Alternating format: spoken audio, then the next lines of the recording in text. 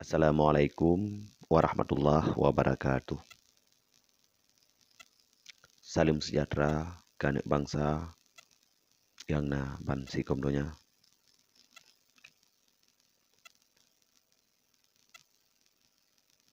Dalam pertemuan ini mungkin di antara channel lain yang saya paparkan mungkin inilah yang puncak daripada inti yang pernah saya posting di YouTube yang lain.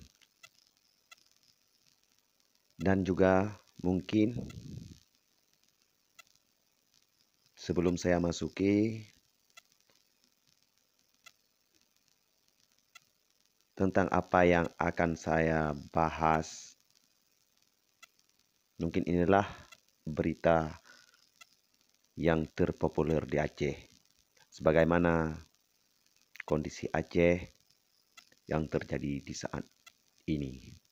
Para cendekiawan dan tokoh-tokoh intelektual Malik Mahmud serta sejarawan Aceh mendapat tantangan tawaran debat secara ilmiah dari salah seorang Dr. Yusra Habib Abdul Ghani yang baru dilantik dan dibaiat atau disumpah oleh Majelis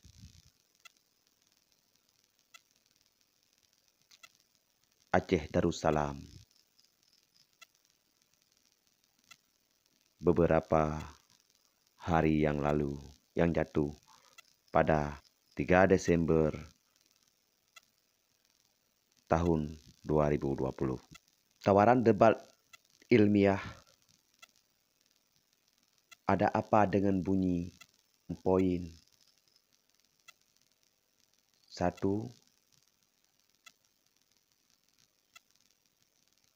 strip 1 titik 2 dalam kurung A MOU Helsinki sehubungan dengan tag kemerdekaan Aceh oleh Dr. Yusra Habib Abdul Ghani.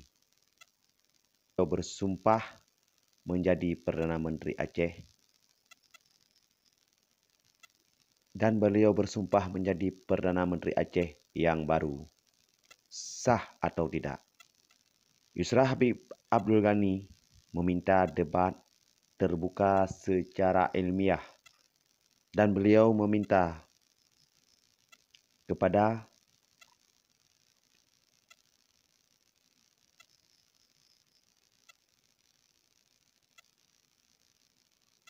universitas yang ada di Aceh, himpunkan pakar-pakar sejarah, cendekiawan politikus.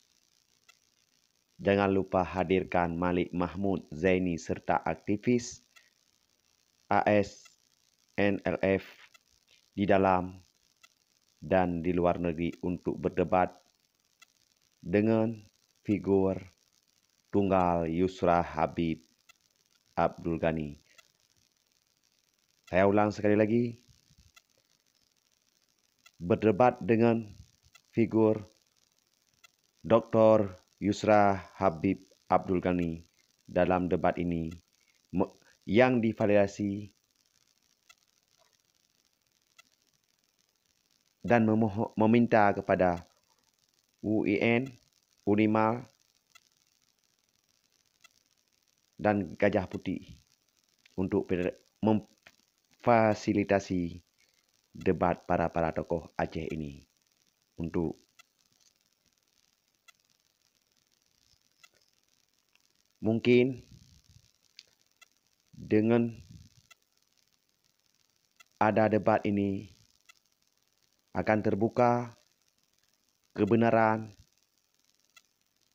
dan akan terkuak semua yang ditutupi pada rakyat Aceh. Siapa yang benar, siapa yang salah. Akankah universitas yang ada di Aceh akan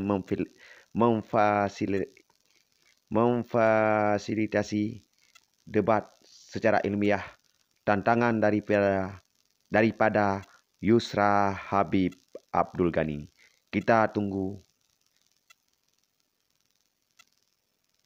kapan dan di mana akan terjadi debat untuk membuka tabir daripada tabir-tabir kepalsuan yang terjadi di Aceh selama ini.